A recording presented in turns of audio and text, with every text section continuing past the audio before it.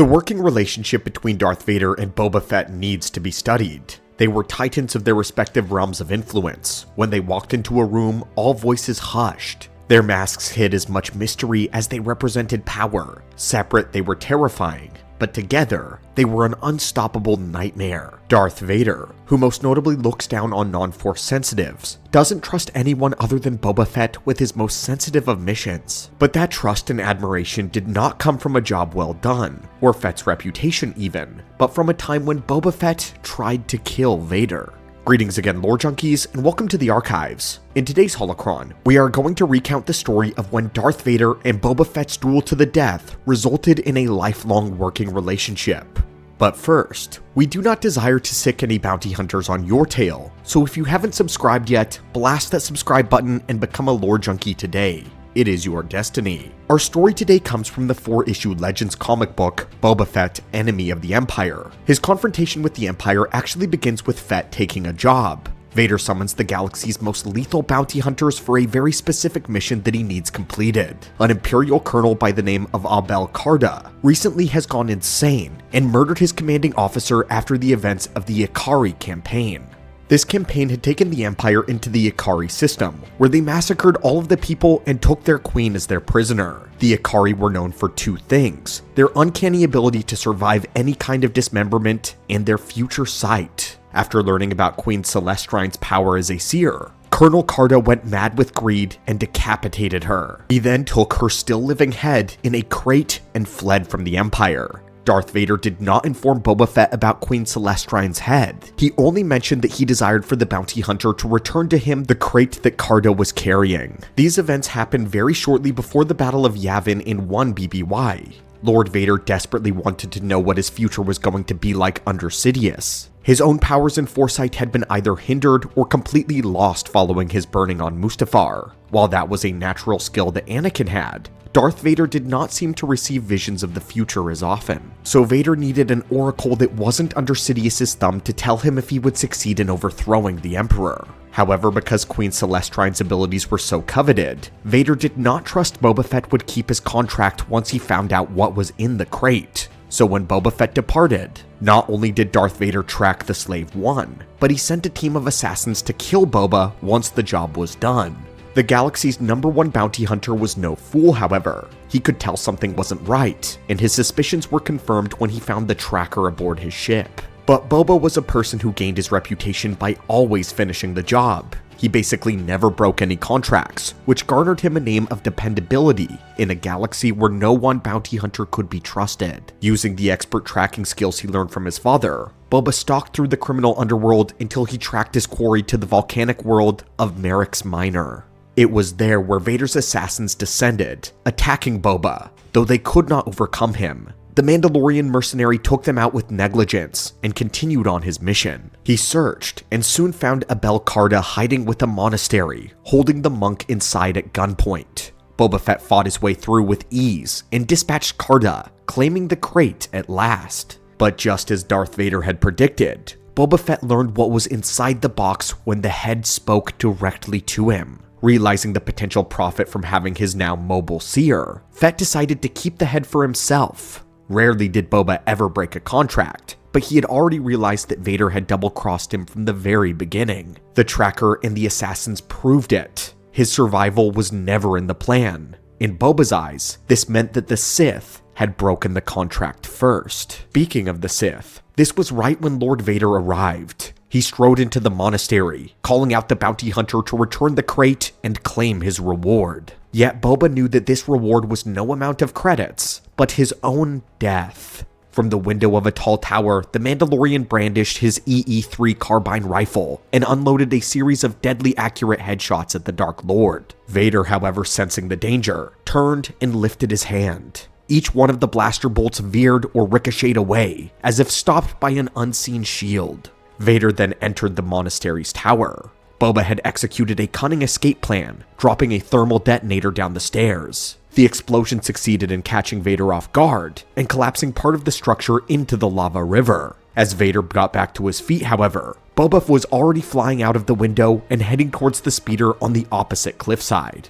When he arrived, the volcanic gases cleared away to reveal Lord Vader had somehow beaten him there. With the crimson hum of his lightsaber already ignited, the Dark Lord slashed at Fett's speeder to remove any further escape from the equation. Boba Fett did not fear the Dark Lord, but he knew that only a fool would challenge him in close quarters. He hip-fired a shot from his DUR-24 wrist laser, which had the firepower of a blaster rifle. As predicted, Vader deflected the blast, leaving his legs exposed. From the same raised arm, Boba fired off a mini concussion rocket which blew a hole where the Sith Lord was standing. With Vader's footing now compromised, Boba Fett unloaded a precise assault from both his carbine rifle and his wrist laser, dual-wielding them just as his father had done with his pistols. The extremely precise blasts were enough to keep Vader from advancing temporarily. However, one of his deadly blaster bolts was reflected right back into his head, putting him straight on the ground and administering the signature dent in his helmet.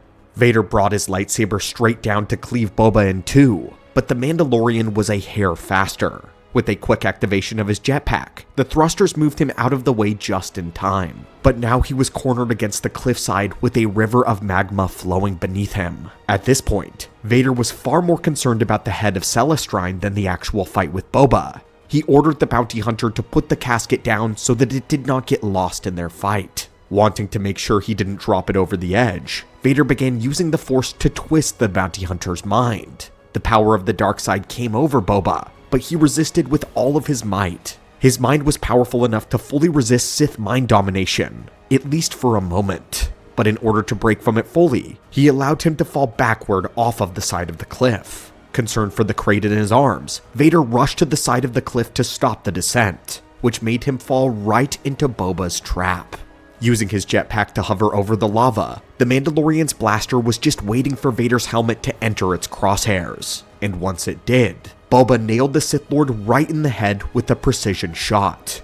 Boba returned to the cliffside and declared victory over the Emperor's greatest enforcer. Darth Vader looked up from where he was laying, and instead of being outraged, he was greatly impressed. The Dark Lord commended Fett for his skill and guile, stating that very few had managed to best him. However, he then said the only mistake Boba made was not striking while Vader was down. Reaching out with the Force, the Dark Lord proved why the fight was never fair to begin with. He telekinetically constricted Fett's arms and chest, driving the breath from his lungs and forcing him to his knees. Completely helpless to defend himself, Boba Fett sat there as Lord Vader approached, lightsaber in hand. If Boba didn't do something soon, it would be unclear what would kill him first, Vader's lightsaber or being crushed to death by the dark side. Fett suddenly decided that no oracle was worth his own life. What good was knowing the future if it was about to end? With that in mind, Boba respectfully mentioned that the two of them should not be at odds, and he suggested they remove the cause of their dispute.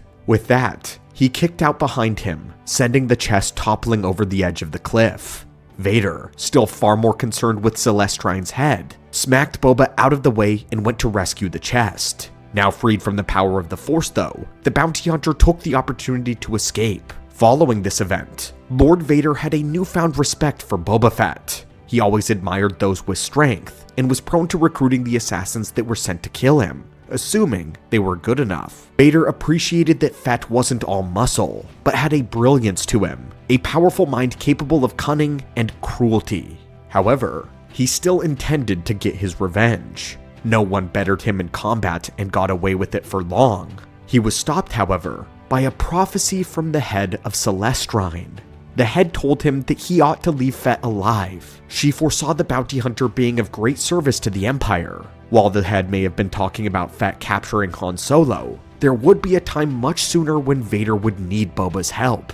The next time Vader meets with the bounty hunter, it's in Empire Comics number 4. The Emperor's enforcer goes to the Outer Rim world of Darguli, following evidence of supposed Jedi activity there. When he reaches the world, Vader enters a dingy city filled with scoundrels, mercenaries, and lowlives. He demands to know where the Jedi are, but the thugs instead notice that Vader is alone. Soon enough, Vader was surrounded by the scum of the city, all swarming him at once. While he was holding his own quite well, they just kept coming, one after the other, bodies hitting the floor. Boba Fett just so happened to be in the city during this time as well, and when he caught wind of the commotion and glory seeking, he went to see it personally. Boba Fett and Vader met eyes from across the field in a silent acknowledgement of mutual respect, and then Fett jumped into the center, fighting back to back with Darth Vader. Their synergy was excellent, with Vader deflecting blaster bolts and hacking off limbs that came at him and Boba,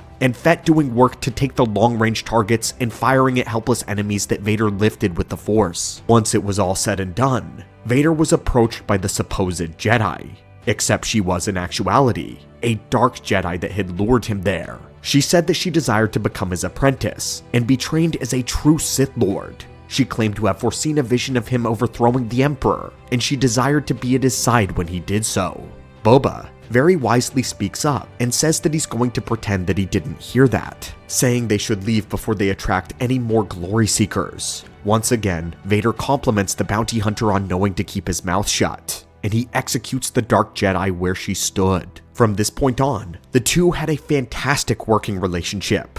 Vader rarely entrusted tasks to any other agent or bounty hunter besides Boba Fett. He deeply appreciated Fett's commitment to whatever task he was given, and his ability to be as ruthless as possible to see it done. Boba in turn did not exactly honor or respect the Empire itself, but he was definitely loyal to Lord Vader. At the very least, Boba was good at betting on the right odds, and from his perspective, the strength of the Sith was a very good bet. And that, my friends, was how a duel to the death made Darth Vader and Boba Fett become great allies. I really enjoyed these stories because Boba and Vader are both powerhouses from two completely different worlds. Vader is an unstoppable terror in the realm of the Force, and Boba is the same way in the criminal underworld of the galaxy. But this is one of those cases where we can excuse story logic for the sake of the rule of cool. Their fight was excellent, and it's always awesome to watch one of the Fetts go rough and tumble with a Force wielder. But anyway, what did you think about this story? Do you wish we had gotten more team-up moments with Vader and Boba? Thank you so much for watching and joining us today in the archives. And until next time, may the Force be with you.